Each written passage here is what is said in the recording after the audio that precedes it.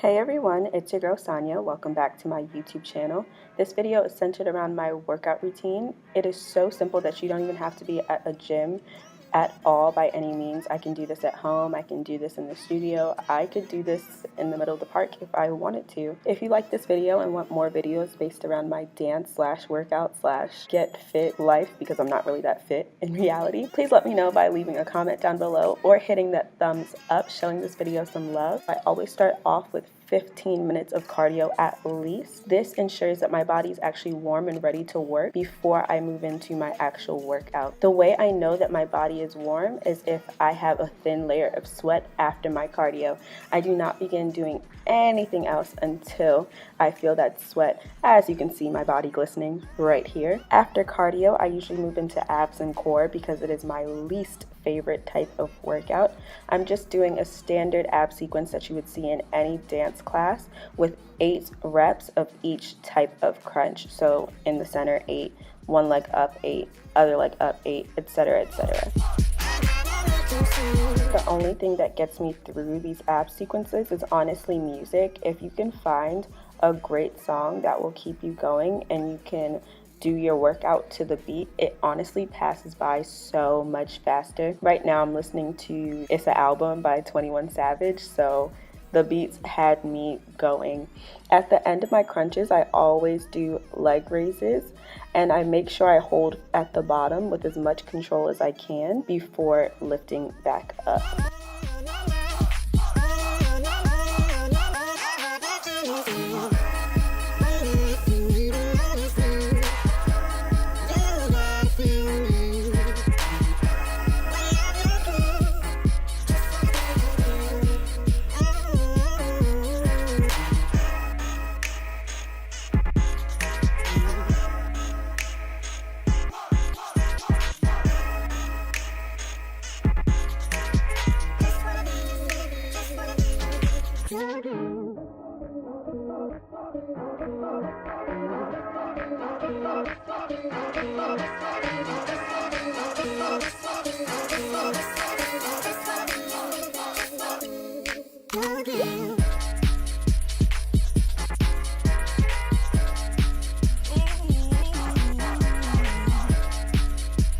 After intensely engaging your muscles, it's super important that you actually give them a recovery period. After I work out every single muscle group, I usually do a stretch that helps the muscles relax.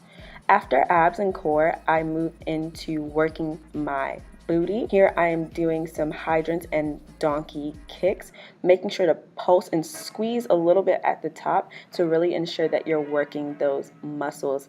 You can probably see my leg and my muscle shaking a little bit because by this time I had done at least 90 on each side. Again, giving my butt that recovery that it needs. Next, I'm working on my arms by doing some downward dog push-ups. Downward dog push-ups are really great because not only are you working your arms, specifically those triceps, you're also working those back muscles as well as stretching out your hamstrings. So you get a few different things.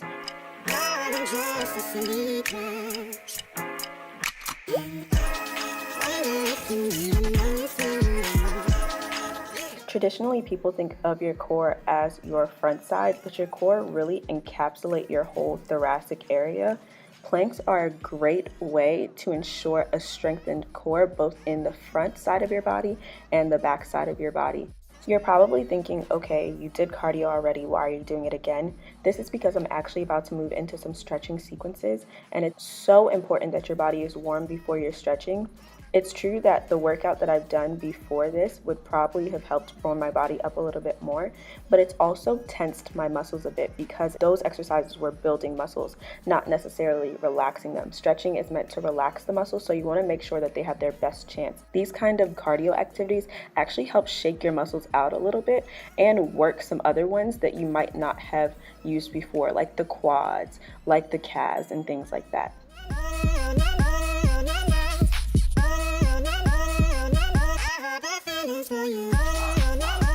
As I'm stretching my inner thighs and groin, I'm really thinking about dropping my bottom or my sacrum towards the ground. That position is really optimal for getting a good stretch throughout your inner thighs and groin.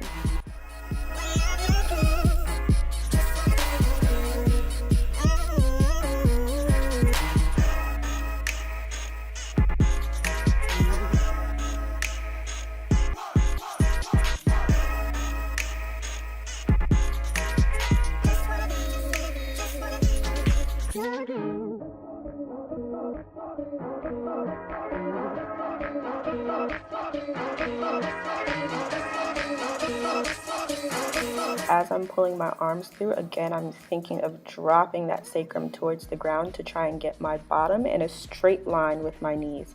Obviously, it's not meant to get there for me and my body, but that's what I'm thinking about to, again, get that great stretch through my groins and my inner thighs.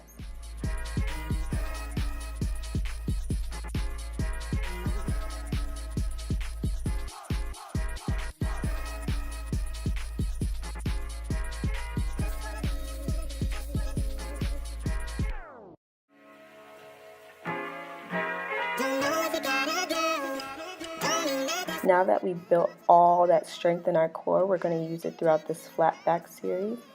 This lateral stretch is really stretching that side area of your abs that we worked out earlier. And this flat back is testing the strength of our core because we have to engage it in order to keep that straight line from our hips to our head.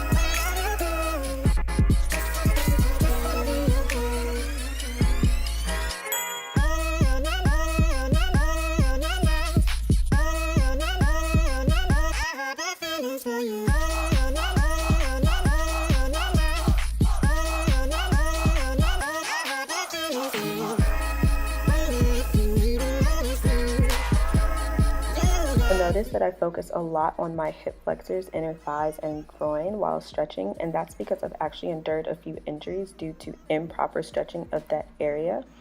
So here I'm really focusing on keeping my hips in line with my knee, and when I turn to the front, really trying to drop my sacrum down towards the ground and keep my back as straight up as possible. I'm not really doing a good job here, but that's what I'm working on.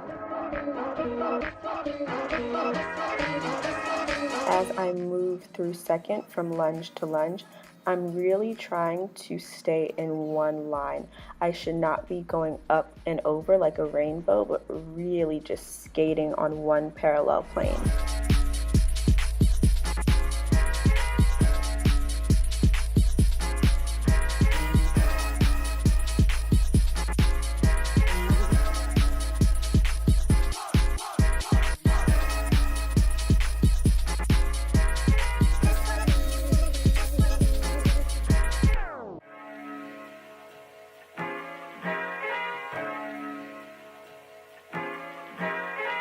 Straddle is often where dancers injure themselves the most, really trying to get that straight line. But it's also important to realize that that straight line of a straddle has to do with your turnout, not necessarily to do with your flexibility.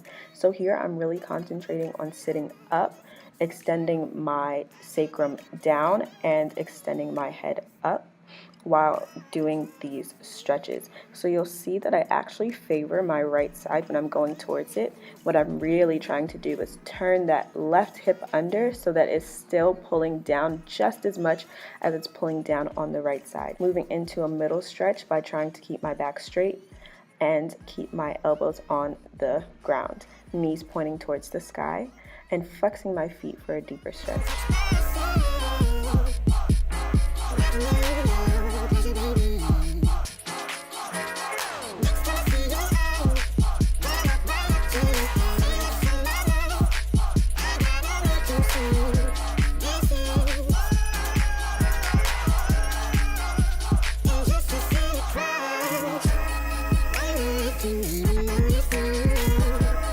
You gotta feel me.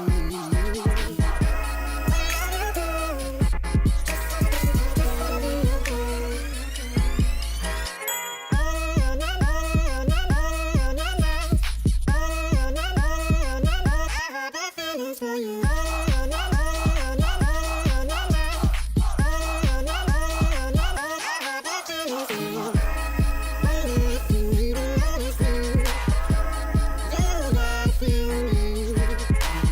into that groin one more time by doing a flat back and butterfly. We don't want to round our spine at all. We're just making sure that our head is in line with our tail at a 45-degree angle. This is now when we get to release that spine to increase the stretch in our thoracic and cervical spine and deepen the stretch in the groin. I'm stretching out these hamstrings, again with flexed feet, because that's what deepens the stretch in the hamstring. Being sure to try and get my belly button to touch my thighs, not nose to knee like we've often been told in dance class. Last but not least, I go through my jazz splits. Most days I will do my actual splits, but this day I had not stretched in a while, so I didn't want to go too far too fast. And it's important that you know your body enough to make that decision. Be sure to stretch in your jazz split both with a turned out leg and a parallel leg. This allows that you're stretching the whole range of your hamstring, not just the middle or the inside.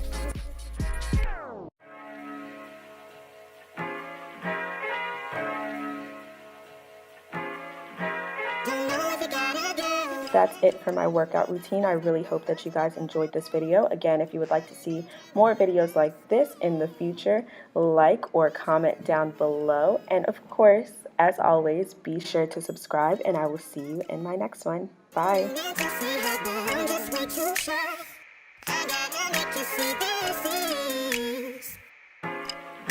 Just a secret.